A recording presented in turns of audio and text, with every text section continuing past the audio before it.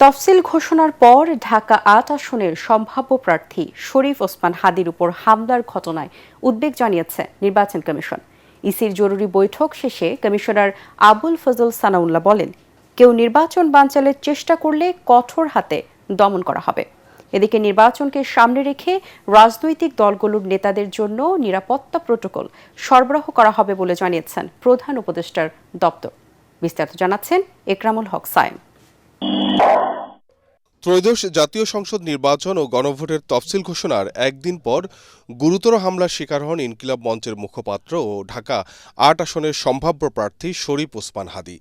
এই ঘটনাসহ আইনশৃঙ্খলার পরিস্থিতি ইস্যুতে বৈঠক করে নির্বাচন কমিশন। প্রধান নির্বাচন কমিশনার এএমএম নাসির উদ্দিনের সভাপতিত্বে বৈঠকে সার্বিক নিরাপত্তা পরিস্থিতি পর্যালোচনা করা হয়। বৈঠক শেষে সাংবাদিকদের সাথে কথা বলেন নির্বাচন কমিশনার আবুল ফজল মোহাম্মদ সানাউল্লাহ। একটা মেসেজ সকল বাহিনীর পক্ষ থেকে সমস্বরে এসছে, যারাই এই নির্বাচনকে বানচাল করার, প্রতিহত করার বা ক্ষতিগ্রস্ত করার কোনো চেষ্টা করবেন তারা ব্যর্থ হবেন, এবং যেখানে যতটুকু দৃঢ় হওয়া প্রয়োজন সকল বাহিনী ততটুকু দৃঢ় হবে। নির্বাচন কমিশনের পক্ষ থেকে মেসেজ ইজ ভেরি ক্লিয়ার। সাংবাদিকদের প্রশ্নের জবাবে তিনি বলেন, চোরাগোপ্তা হামলার আশঙ্কা উড়িয়ে দিচ্ছেন আইসি, তবে এই ধরনের ঘটনার পুনরাবৃত্তি ঠেকাতে কঠোর ব্যবস্থা নিচ্ছে কমিশন। চোরাগোপ্তা হামলার সম্ভাবনা আমরা এগুলোকে উড়িয়ে দিচ্ছি না, সামনেও যে এটা সম্ভাবনা নাই তাও বলছি না। তো আজকের মূল উদ্দেশ্য ছিল যাতে করে এই ধরনের হামলার ঘটনার পুনরাবৃত্তি না ঘটে বা এগুলো যাতে কঠোর হস্তে দমন করা হয়। যদি সে ধরনের ঘটনা ঘটে তারা যেন ধরা পড়ে। আইন শৃঙ্খলা রক্ষাকারী বাহিনী অ্যাক্টিভলি কাজ করছে মাঠ পর্যায়ে।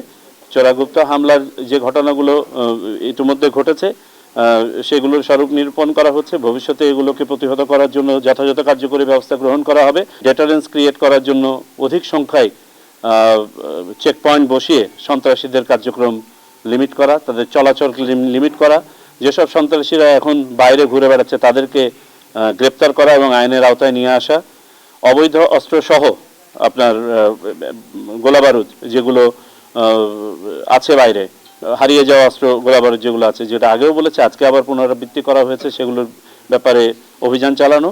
আমাদেরকে আশ্বস্ত করা হয়েছে গতকালকে থেকে রেবেল হান্ট নামে যে অপারেশনটা প্রথমে হয়েছিল তার দ্বিতীয় ফেজ গতকালকে থেকে আবার শুরু হয়েছে। এ সময় নির্বাচন কমিশনার সানাউল্লাহ অনুপ্রবেশকারীদের বিরুদ্ধে রাজনৈতিক দলগুলোকে সতর্ক থাকার পরামর্শ দেন। যারা আমাদের পাশে এসে দাঁড়াচ্ছেন আমাদের বন্ধু সেজে, তাদের ব্যাপারে আমাদের সবাইকে সতর্ক হতে হবে, বিশেষ করে রাজনৈতিক দল ব্যক্তি যারা আছেন এখন মাঠে, কারণ এই ঘটনাটা আমাদের একটা চোখ খুলে দেয় যে অ্যাপারেন্টলি আমাদের সহযোগী সেজেই কিন্তু আমাদের ভিতরে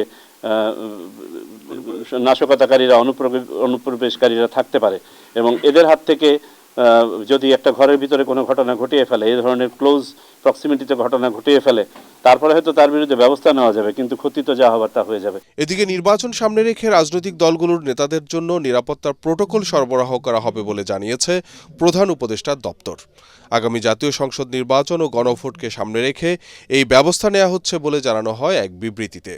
নিরাপত্তার প্রোটোকলে রাজনৈতিক নেতা ও সম্ভাব্য প্রার্থী, তাদের বাসস্থান, কার্যালয়, চলাচল, জনসভা ও সাইবার স্পেসে নিরাপত্তা নিশ্চিত করতে সুস্পষ্ট নির্দেশনা দেওয়া হবে।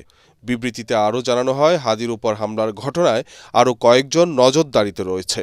প্রধান সন্দেহভাজন ব্যক্তি যাতে কোনোভাবেই সীমান্ত অতিক্রম করতে না পারে সেজন্য প্রয়োজনীয় ব্যবস্থা নেওয়া হচ্ছে বলেও জানায় প্রধান উপদেষ্টার press wing. Ekramul Haque Sayem, ATN Bangla, Dhaka.